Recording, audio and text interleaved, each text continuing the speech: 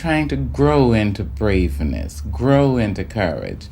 But I know that I didn't come here to stay. I didn't come to this earth to stay any more than I came to London to stay. I'm in process. So I do the best I can all the time. And I say, bye. I may weep and gnash my teeth and wring my hands, but I'm gone. The only promise that will not be reneged upon is you will die. I mean, if you know that that's a big bugaboo and you're going to do that, you may as well try to do some other wonderful things in the meantime.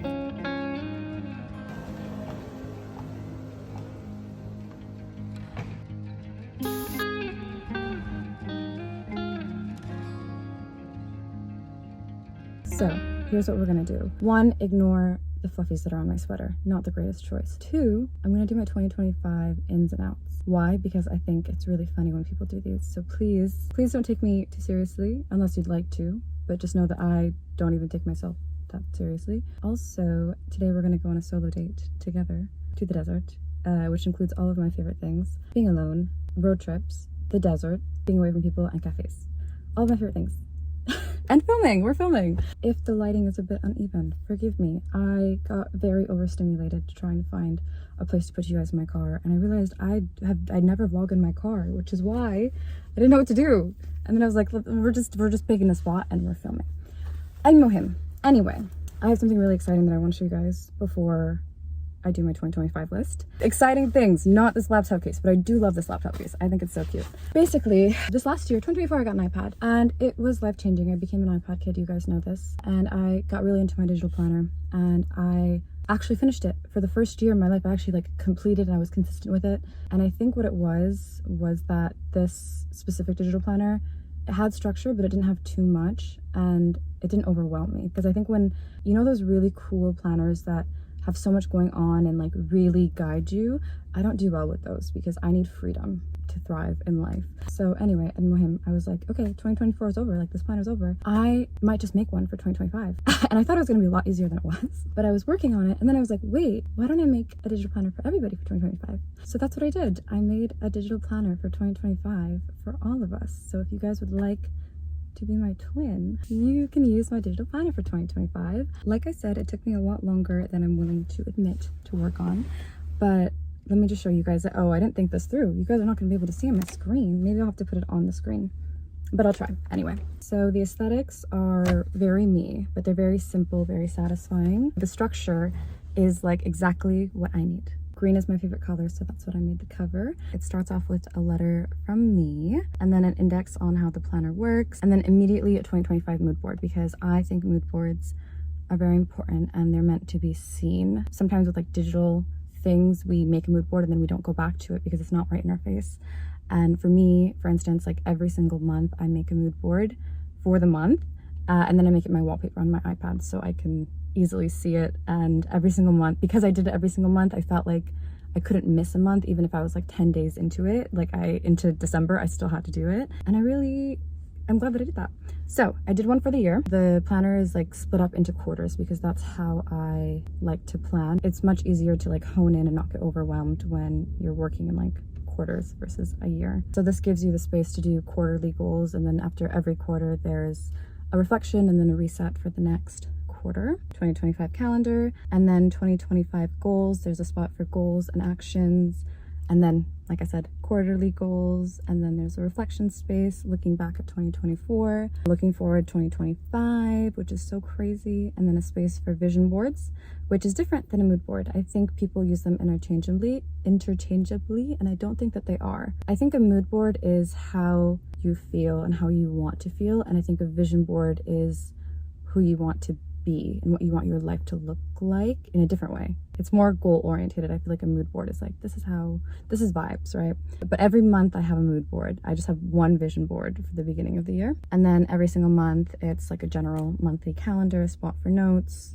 January goals, monthly reset, January mood board, week in my life, with every single, I don't know if you guys can see this, but it has, days of the week, overview, priorities, weekly inspo, and then every single day. I hyperfixated on the daily planner part so bad.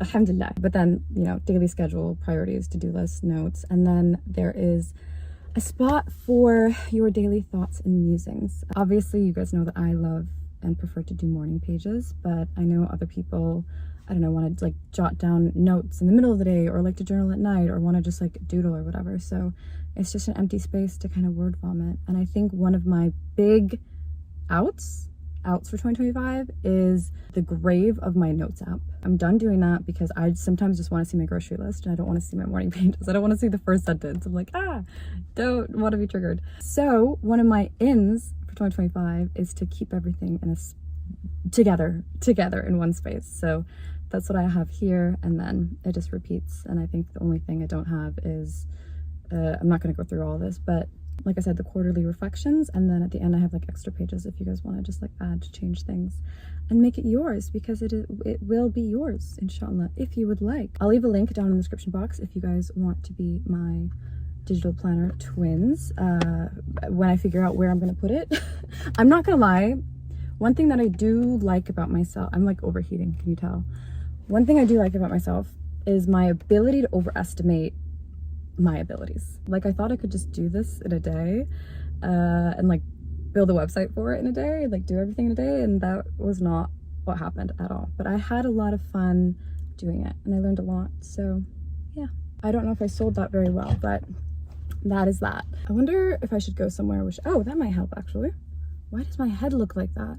Do I look like Arthur in these glasses? Yes or no? Be honest. Let me we're gonna relocate. We're kind of hidden behind the bushes. What am I doing? Oh, okay, let me push myself back. Okay, sorry guys, this is very ADHD coded. Okay, 2025 ins and outs. This is gonna be rapid fire with minimal to no explanation. Out, America. In, being bold, as in having audacity, being brave, doing things you wouldn't do. Out, overscheduling yourself. We're no longer agreeing to things when we know we don't have time for them, or trying to add an extra hour to, oh no. In, leaving space to be surprised, okay? There's no need to be a control freak and know-it-all. Just let yourself be surprised. It's fun. But at the same time, out, doing things for the plot. Not doing that anymore. Khalas, the plot is thick. I've done it enough. We are regulating our nervous systems this year, inshallah. In, perfume before bed. Out, unnecessary nostalgia. In, dawah. Like just giving dawah all the time, okay? Because obviously our lives are centered around Islam, right?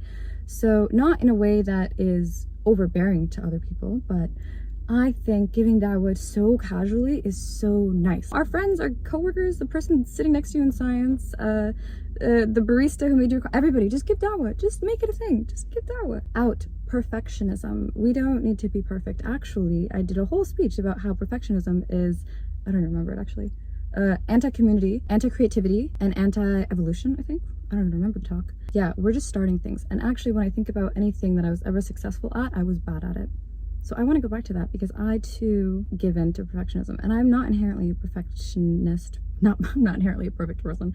I'm not inherently a perfectionist at heart. I don't think that makes sense. In learning crypto and financial literacy, I just feel like if all of these people are into crypto, it can't be that hard to understand. It really can be simple if I decide that I want to understand. And I can. So I want to try to understand it a little bit more this year. Also, financial literacy just always getting better. Actually, plug, there is a woman named Anissa who, short story, I discovered her on the Overshares podcast because she was talking about financial literacy for Muslim women specifically. Turns out we live in the same city. So I met her and she's really lovely and she's really passionate about financial literacy for Muslim women. I think she's coming out with an app. So I will leave her like socials down below. Out, matching energy. I think we should do what we want because we want to do it, not because we are reciprocating. If you want to be intense because you're intense. If you want to be nonchalant because you're nonchalant, and that's how you feel and that's what you think is appropriate. I don't think we should just match other people's energies, okay? I think we should seek for our energies to be, actually no, I don't believe that, but matching energy is out. In, meeting people where they are. I know this sounds like an oxymoron, but you know, people who have there's no way that they can comprehend what you're saying or trying to explain, don't try.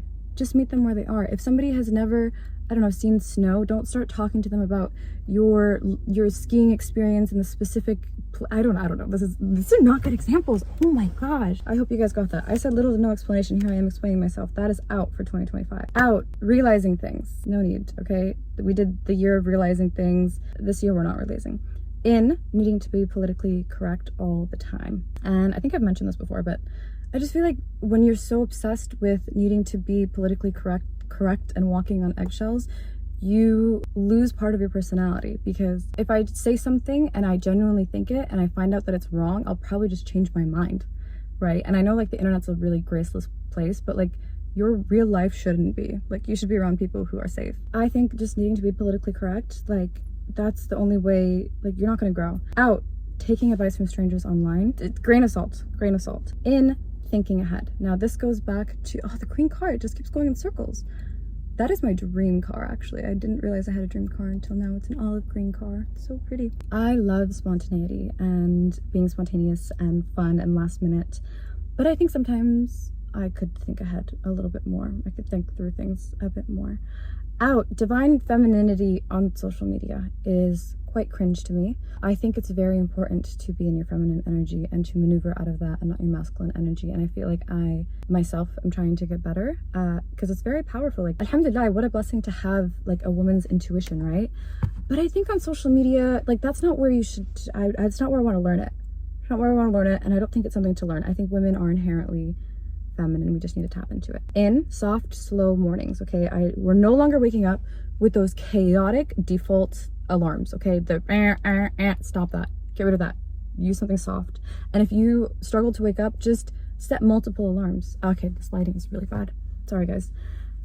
No chaotic mornings, okay? We care about our cortisol levels. Speaking of which, out, hit workouts and ice baths, okay?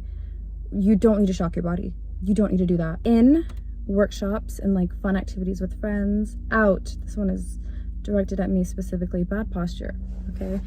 We're fixing our posture this year. In mocktails. One of my favorite things, going to restaurants, ordering the best looking mocktail on the menu and then recreating it at home. And it's really fun to do, like especially when you're hosting people. Out. Teslas. I'm sorry if you drive one. Maybe I'm just a hater because they're really expensive, but I think that they're silly. In doing one thing at a time. Just one thing at a time. I've accepted that when you do one thing at a time, you actually get things done in a much more efficient way. And I've always been someone who wants to do 1,000 things at one time. I think a big part of it goes back to control. Like I want to be able to control my time and to do everything that I want to do and to do it in the time frame that I want. But I've learned that I have to slow down and focus on one thing at a time. And that's actually when I'm the most successful in what I want to do. Out. Embarrassment. If you decide that nothing isn't, and this was out for 2024 too, but if you decide that nothing is embarrassing, I promise you will be 80% happier, 90% less anxious, and 100% free. Like you have so much fun when you're not embarrassed. Like I don't care if I trip and fall, because that's like, there's a big difference between embarrassment and shame, right? Like anything that's just embarrassing, like whatever, like it's not in my control, like that I don't know, anything could be embarrassing. Shame is different, okay? That's also out. But embarrassment is just so silly, and it like takes up too much headspace to be. We're not embarrassed. Just decide nothing's embarrassing. I promise you will thrive. In speaking up for yourself. I think there's this widely accepted notion that, you know, silence is the noble thing to do, the mature thing to do, holding your composure, saying less. You know, intelligent people are the people who say, speak up. I think that is true, okay? To an extent, I do agree with that. But sometimes let things out, like, especially if it's something that you're gonna hold on to, like, you don't wanna carry something that's unnecessary. You also don't wanna hold resentment towards anyone and towards yourself or misdirect where you wanna speak. So I think it's very important to know exactly where what you wanna say is directed and to speak up for yourself. And like, closed mouths don't get fed, right? Speak up if you don't like something, if you want that promotion, if you don't like how someone treated you, if you have a boundary that someone didn't respect, like speak up. Speak up, because that's the only way that you are going to get what you want. Not speaking up does not make you more noble. And I think the more you do it, the more you have like a better compass on when it's right to speak and when you should shut up. Out. Overconsumption. Across the board, overconsumption. In being hot at home, I think it's so important, especially if you're a hijabi, that you are taking care of yourself at home. You take pride in the way you look and feel. And I don't think it's necessarily a sign of like self-respect, because I think you can respect yourself and like wear lounge, like whatever, like your favorite raggedy t-shirt. But I think taking care of like doing your hair at home, wearing perfume at home, like loving the things that you're in. Like I've always been told, like wear tight things at home if you obviously like wear hijab, so that you know what you look like, right? And you're comfortable in your body, and you don't want to be not familiar with your body and how you feel. It just makes a huge difference in your confidence levels to feel good at home. Out, self-help books, stop reading them. I feel like you learn so much more when you are reading like a novel and you're in someone else's life and brain, and I think we just don't need to do that. No self-help books. It's too much information. In reading essays, I feel like I kind of fell off reading the last few months. Every essay that I've read that I've liked has stuck with me. Like I'll never forget them. So I feel like that's an easy way to get back into reading. Out, following or not following trends. Just do what you want. Do what you want. And actually I feel like now there's so many trends, so many micro trends, that there's really not a trend. Like you just do what you want. In ballet flats and pointed toe shoes, which I cannot believe I'm saying. Pointed toe shoes, I love the way they look with like big pants. I love big pants, always in. And a pointed toe shoe, so satisfying. Out, putting together a fit. Something about fashion has been really embarrassing for a really long time, and something about putting together, curating outfits, for me specifically, I don't like it. It just feels embarrassing, even though I know I did just say embarrassment is out. Contradiction's still in me, walking contradiction. I think shopping for specific events, or like, you know, putting together an outfit that you don't think that you're gonna like. I think having staple pieces, which I think actually is my next one. Yeah, staple wardrobe, having a uniform, things that you know you feel good in. Way cooler than putting together a fit. If you want to put together a fit, go ahead. I think it's embarrassing. Out, male friends. Sorry. In, crying. Okay, I thought I wasn't a crier, discovered I am. Love it. Great for growth, very efficient. Out, hijab tutorials. I think that's like part of the process. Like figure out what looks good on you. In, no makeup chic. I feel like the last few months I got really used to wearing makeup more often. And the more I wore makeup, the more I felt like I needed to wear makeup. I don't like it, because I feel like when I started to like really pull back on wearing makeup, I felt so confident and I felt like I was growing into my face, and I loved it. And like you take better care of your skin, and you just, I don't know, I just really loved not wearing makeup. Like I felt lighter, I felt like more myself. When I look at photos, I feel like I look like myself. When I was wearing a lot of makeup, I like, it just felt like it wasn't me, right? Anywho, I really loved that era. And I feel like now, even though I don't wear much makeup, so annoying. Out, phone notifications, just turn them off. You don't need to be a slave to your phone. You can actually go to your phone when you want to, not when it pings you. In, learning new languages. For me, Arabic. I feel like just getting more comfortable speaking to different dialects, continuing to get more comfortable. Out, complicated coffee. Stop doing that. Why is your coffee drink 600 calories? I think you can have a signature drink without needing to do all that. In, matcha. Still, I don't care how basic, trendy, I love matcha. I think it's a great way to drink less coffee, actually. Out, not shutting up and oversharing. Okay, take this from a girl who grew up on the internet and overshared her whole life. Even if it's not in the immediate future, you will regret it. In, quarterly goal setting, which you can do with my journal. Out, ordering takeout. In, outfit repeating. Out, poor sleep hygiene. In, reading before bed. Out, instant gratification. We love slow gratification. In, working out for mental health. Out, smoking of all kinds. All of it. Stop it. In, chasing sunsets, like going out of your way to catch the sunset every day, or as often as you can. Out, feeling guilty for rest. In, deleting social media off of your phone, which I do a lot. I do it a lot. And there's something about going onto your browser and typing in Instagram.com that is so embarrassing. Out, scarcity mindset. In, single ingredient snacks, okay? Cucumbers, carrots, popcorn, simple, effective, delicious. Out, dead house plants. Don't do it. If you are not a good plant mom, that's okay. That's okay. Try again, okay? But don't keep that one around. In, actually wearing your glasses. Out, the notes app grave. In, adhkar after every prayer. I feel like alhamdulillah, that's something I took with me from last Ramadan, like after every single prayer during my adhkar, because it forces me to slow down in a way that nothing else really does. Like because you don't have to do your adhkar, right? Like you could just go about your day. Doing my adhkar obviously has a bajillion benefits, but just forcing me to slow down, yeah, it's great. Let's do that this year. Out, that girl, please. I've always hated it. In, prank calling. Only because, okay, it's harmless but fun. Those are my 2025 ins and outs. I really wanted to go through your guys', but I'm gonna overheat. We're gonna go on a road trip. Yalla.